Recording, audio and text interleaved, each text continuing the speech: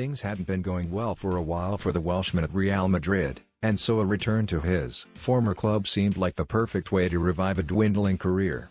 I had been watching Real Madrid for a number of years before Gareth Bale made the headlines and joined the club in 2013.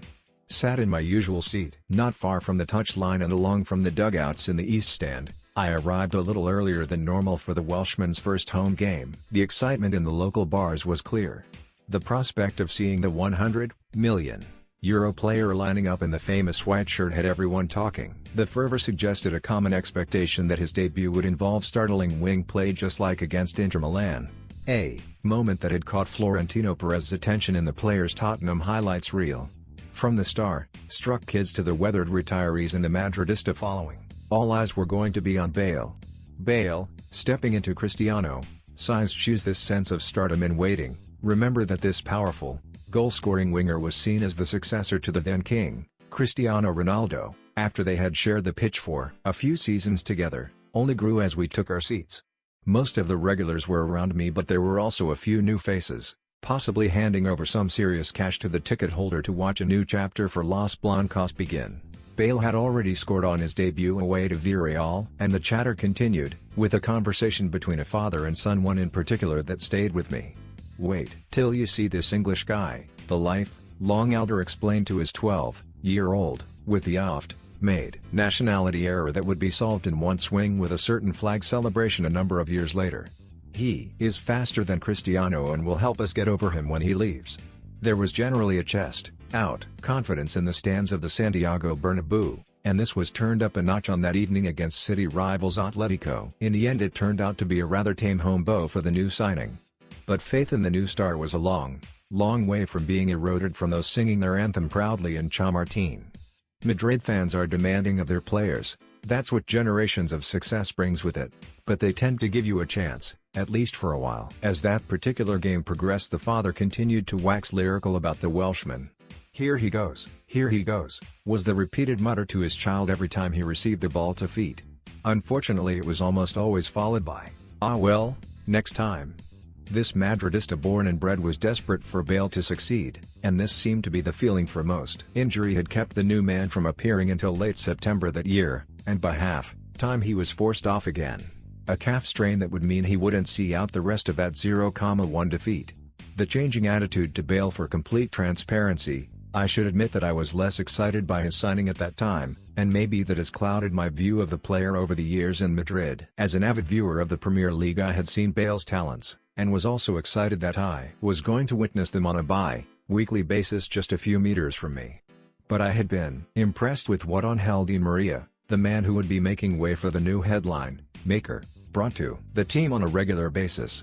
The Argentine may not have had the international eye-catching moments, actually there were plenty, and, maybe tellingly, his clever run that gave Bale a 2014 UCL final tap-in didn't get the attention I felt it deserved back home. But he was a constant thorn in opposition sides, and that allowed other players to find extra room. But his replacement was here, and I observed closely. Possibly too closely. For months, leading into the early years, there was a constant buzz across the stands when a teammate fed the ball to Bale in a promising position. The idea that an athletic burst was in the offing, or a cut inside and powerful strike at goal imminent, had people off their seats with eager anticipation. And there were times when his actions led to a fully justified round of applause or standing ovation. There was clearly something special, but all too often, the outcome was a sigh, something that eventually became a frustration, and then just an irritation, aligned to a perceived lack of effort off the pitch to truly be one with the club that had brought him in to be a global superstar, and rewarded him commensurately. Was this changing attitude justified? For me, yes. Although I never agreed with the booing or insulting of him that was heard more as time and patience wore on. That made no sense, but being critical of his performances, absolutely, just like any other player who regularly doesn't deliver. The idea sometimes heard back in the UK, however, that he was being singled out because he was a foreigner made just as little sense as the abuse he faced in and around the stadium. But the disappointment from many fans, whether they realized it or not, was because the level of expectation was so high. Games were not meant to pass him by. He was supposed to be the new Galactico, wowing the crowd, scaring the opposition, providing that mythical 1-0 lead before kick, off as a certain Portuguese teammate often did. Maybe the hype was just overblown, and that was certainly not Gareth's fault. Unlike several in his position, he chose the quiet path, never boasting publicly about his talents. The Özil comparison: when Mesut Özil left for Arsenal, I remember telling my Gunners, supporting friends, that they were getting a huge talent, but that they'd have to accept that those world-class moments wouldn't appear every time he got the ball, and he would likely be perceived as somewhat lazy. Nonsense. Some replied, has a class act and will transform our team, win games on his own. They had seen La Liga highlights shows too, and they weren't wrong in the sense that the German international did have magic in his boots. Özil was one of those players I could watch all day. He would glide across the pitch with the ball at his feet, defenders, usually more than one, having little idea how he was going to beat them until it happened, and his graceful first touch control under pressure or his delicate point through pass were worth the prolonged applause, not because it necessarily resulted in a goal, just because of its beauty. But, yes, there is obviously a but. For all Özil's genius with the ball, there was a constant nagging feeling that he should be doing more without it. "You've just had a pass intercepted, run the fuck back and make up for it," was a regular call from those around me in the stands, truly testing my grasp of the more colloquial aspects of my new language. It didn't take too long before similar sounds were being heard in North London. And this is where Bale's similarity could lie. Of course he will show glimpses of genius and, when fit, can prove just what a super athlete he can be. My concern though, is that the homecoming hype, as per his foreign adventure, is greater than the reality that awaits. I hope him proved wrong. Bale's chance to add a career-ending gloss. I honestly do want it to work out well this year for Bale. He seems like a genuinely nice guy, and after a number of disappointing years he can maybe deliver some joy for Spurs fans before heading off for potentially a final big tournament with his beloved Wales.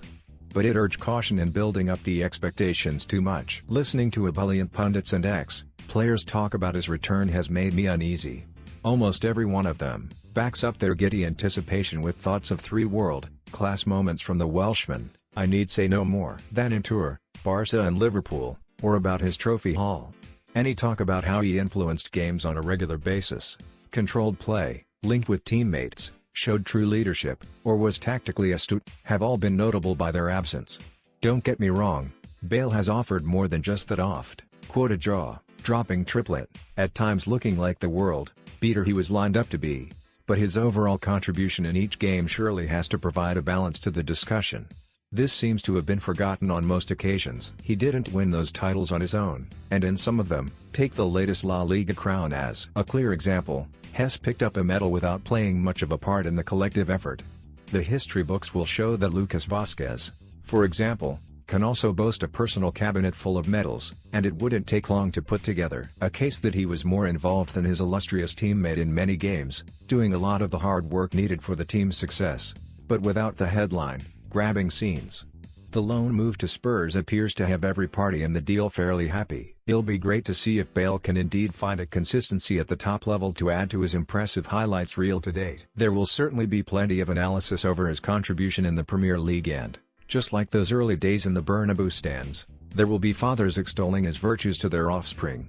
At least at the beginning.